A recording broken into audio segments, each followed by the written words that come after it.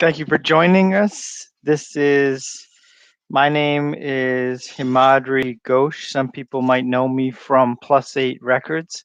I wanted to put this video of me putting together part of my first Eurorack. I'm very excited about it.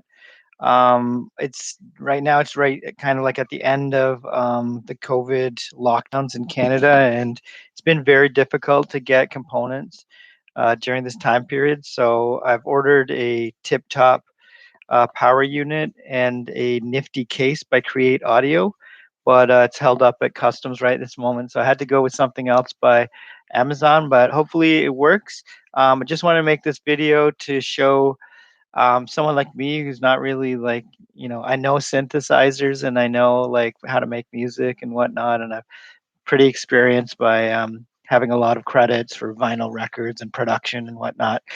But this is a new territory for me, so I just wanted to see if it is easy and show you, how I'm doing it, and if it works, it works, and it doesn't, then ouch.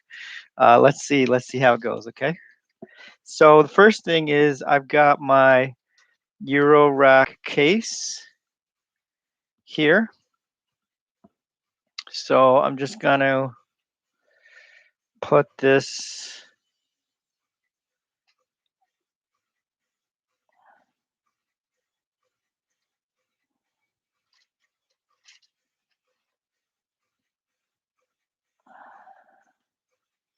Now I'm building my own case. So right now it's kind of like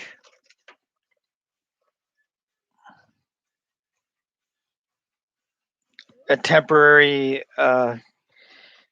solution. So right now this is a 104 HP. Um, they call it case. I'd like to say housing unit, but it's kind of like a rack. So I'll call it rack. It's a 104 HP rack. But I think the standards of online and everyone calls it cases. So to me, this isn't a case. A case is kind of contained. And I have toured around all over the world, many gigs, dozens and dozens of gigs. So to me, a case is a road case, and it's something that you can take to gigs. So I feel like a lot of the Eurorack items say case, but they actually mean rack. So I'll call this a 108, 104 HP rack. Now I've got the Behringer rack that I got. Again, I'm having a case or a rack built out of cedar wood from some trees in my backyards, but this will do in the meantime just to house what I've got. So I'm going to start with unboxing the CP1 power supply, which is a plus and minus 12 power supply. So that is impossible to open. Oh, there we go. So it's kind of like this. Open it up. Nice. This is a very nice housing. Um, Now, again, you need to be standing like I'm standing on a fatigue electric Mac. It's rubber, just so that you don't carry any charges. Make sure you wash your hands, sanitize them, and dry them very well so you've got very clean hands. I don't know why this is not in focus, but I guess that's how it goes. But this is the strip.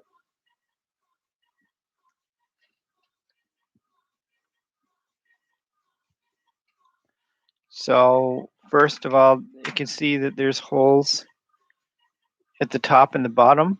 Pretty nice construction.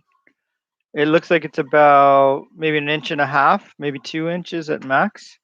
That's one thing I noticed about the Behringer. It's kind of like the Behringer's like a little bit shallower than the Doepfer, and Doepfers are about 4 inches. So my Doepfer modules that I'll be getting from Doepfer will not fit in the Behringer housing. So that's why hopefully the Create case, the nifty case, will fit it. If not, then my custom rack. When I get to that point, I'm getting pretty deep into this and my concept and my ideas and my dreams for building something that I can use as a creative tool. Hopefully, will be coming to life pretty soon. So I go into my set, and what I'm going to do is I'm going to get the Phillips. I don't know if you can see it, but I'm going to get the proper tool. I don't know why this is so blurry, but it's very blurry.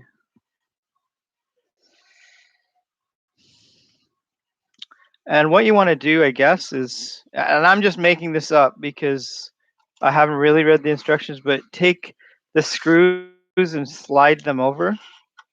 So if you can see these screws,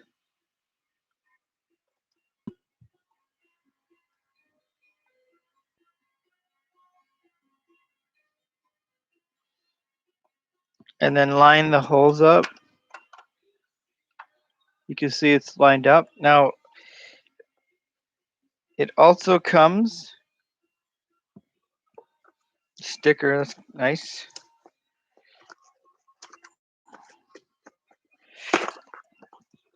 I hope it comes with screws.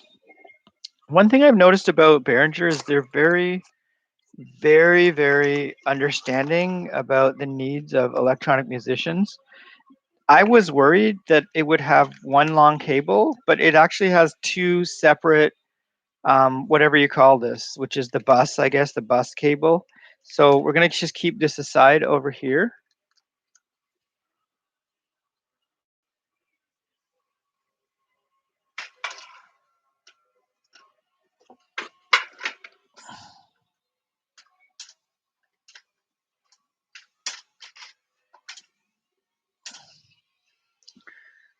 And it also comes, what I understand, is a very long power cable. So we'll get to that. This is the power cable, and it's longer than I think the standard. It looks pretty solid too. Looks pretty solid.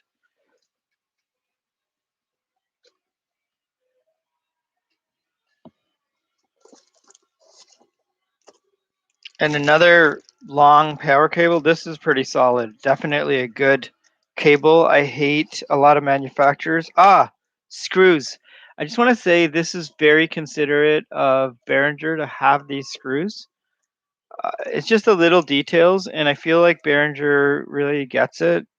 And I don't know, like they're doing a good job. Like I'll admit it. I've been in conversations with my techno and electronic music associates from the past and from present, but I'll admit that I was a little bit of a hater for Behringer products, and the reason is because a long time ago, when I was living in Detroit, I purchased a small Eurorack mixer for gigs, and I had toured with. Ramza, Mackie, Allen and Heath, Mix Whizzes. I've played on all sorts of different things, so I thought I'd give it a try. It was very impressive. Price point was definitely very inexpensive, so that was quite good. And it did one gig, maybe like stayed at my place, and I did one gig, and it just died. I was really impressed with the power cord, the way it screwed in and everything. And so it was nothing to do with the components. The components were quite solid. It just straight up died. So I'm not sure what happened. I use a power conditioner for all of my gigs, and usually the sound system and the sound guys during sound check give me conditioned power. So I don't think it was is that something else happened, and I never wrote to them or anything. I just stayed silent and just didn't buy their product ever again. So it took me a long time. Actually, couple associates had an argument. One of them was like, "Don't get the Behringer. Don't support that company."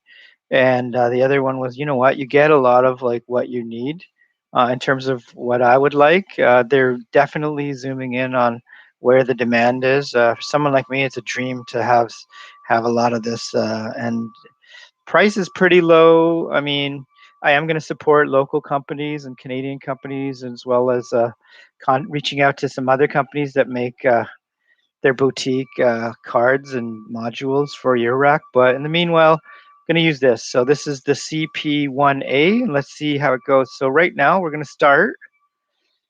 I'm not sure where to start. So I think maybe I'll start with this.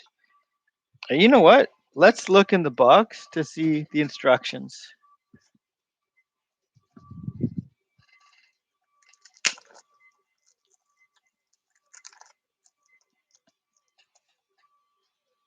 Again, there's a sticker.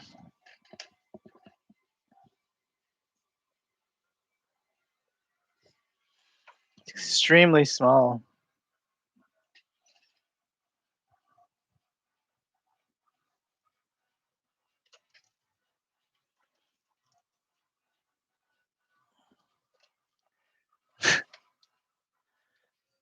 I don't think I'll have time to edit this video, so I'm really sorry about my camera. My camera's being a real stinker. So I'm going to just read this. I needed my reading glasses. It says, number 1, read the instructions. Number 2, keep these instructions. All right. I love it. I love it when there's like German or Japanese instructions for things.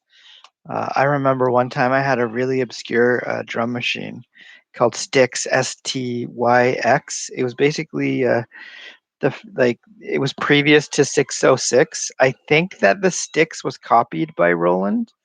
I don't know, and I haven't found any historical backing up of that, but I own this drum machine from Japan. One day I'm going to do a video of the instructions that are printed on the back of it. It's hilarious. Anyways, so heed all warnings. Okay, now I'm scared. Follow all instructions. Do not use new water. So I'm going to move my coffee.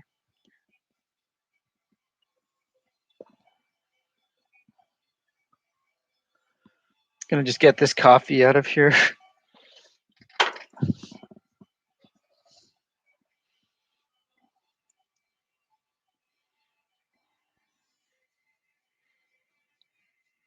Okay, so a lot of legal waivers and claims. Okay, so one thing, you know what? Like I love. Okay, here we go. Before I open my mouth to like criticize, so it says that I need the ribbon cable. So I'm gonna take the ribbon cable. Now, apparently, according to the diagram, so at the back there are 2 spots. Again, I'm sorry, my focus is so bad.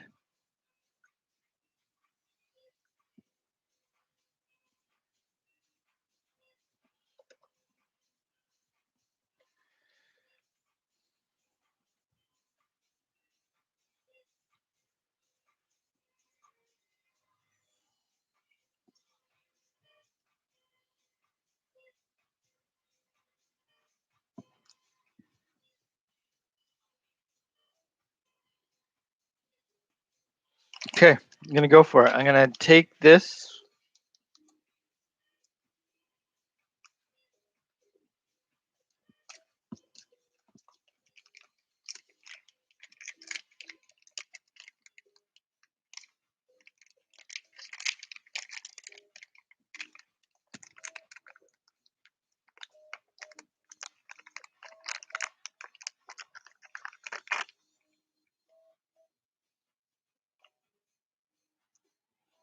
Okay, this seems to be the power cable. My hands are very dry and clean. Now, one thing it says is to take the red and stick with red. Oh my god. Okay, so it is a little bit. Okay, so here's the cable.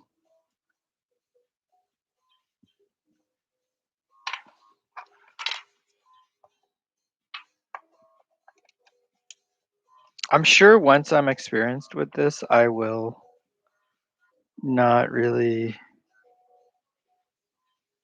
turn the power supply off and disconnect. It has the CP1A power supply has 16 pins on the rear of the PCB. These are wired in parallel and either one or both may be used. The supply 16-pin ribbon connectors have tabs that will align with the caps and the sockets, so they cannot be inserted incorrectly. Be sure to orient pin with the red stripe on the cable.